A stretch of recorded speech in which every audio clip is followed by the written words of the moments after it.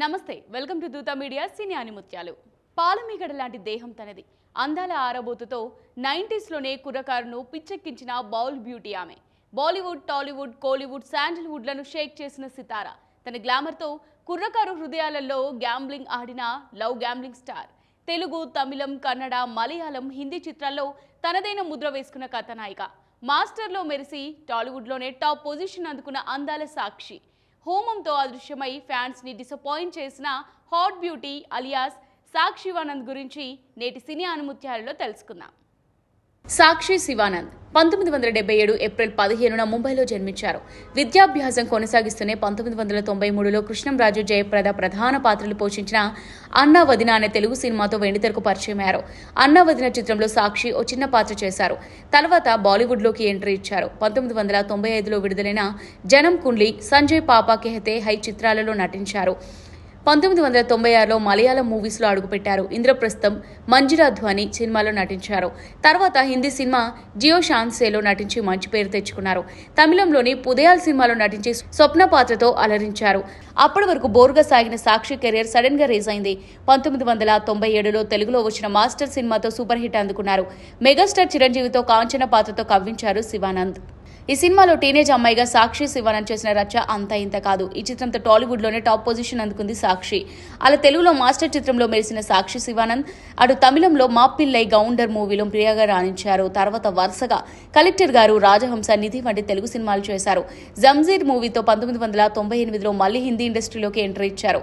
Hit ఫడ్ తో సంబంధం లేకుండా తన అందాల ఆరబోతుతో కుర్రకారును పిచ్చెక్కించారు.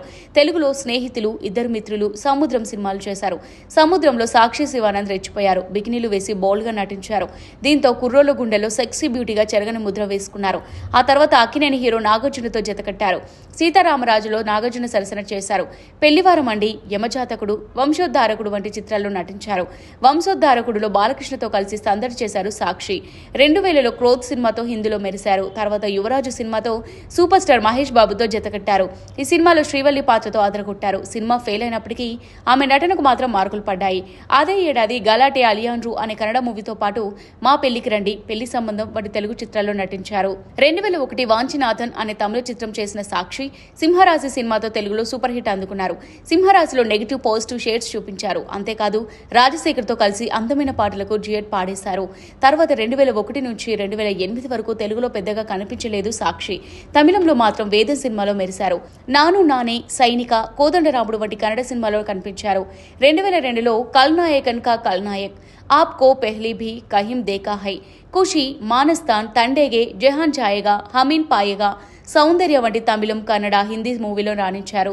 2008లో వచ్చిన తెలుగు సినిమా హోమంలో కనిపించారు. జేడి చక్రవర్తి దర్శకత్వం వహించిన ఈ చిత్రంలో ఒక ఐటెం సాంగ్ చేశారు. 2010లో వచ్చిన రంగాది దొంగలో చివరిసారిగా కనిపించారు. ఆ తర్వాత తెలుగు తెరపై కనిపించలేదు.